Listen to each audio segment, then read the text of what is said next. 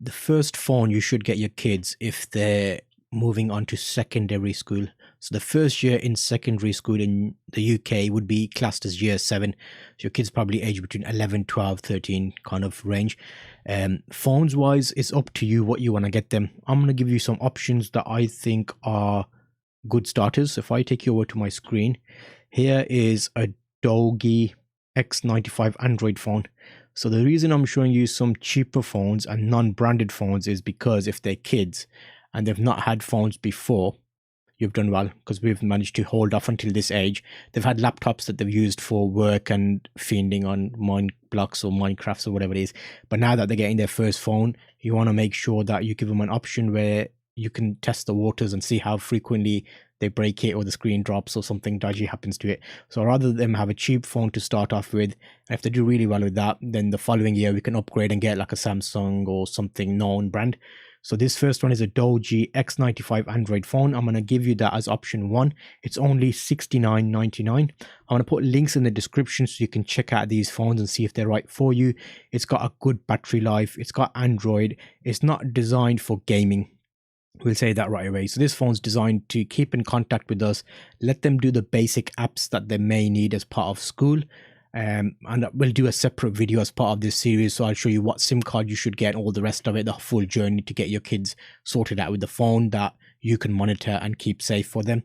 So the first one is this phone. It's got good ratings at Amazon. The second phone I'm going to show you is the Android phone, which is a Uli phone.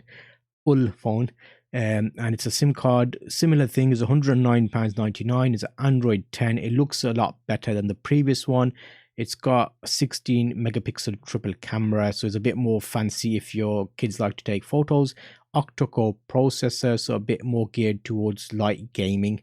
So that's another option. Again, links in the description. And the third one is another Doge phone, X90, SIM free. That's just giving you an option of prices, so $52.99.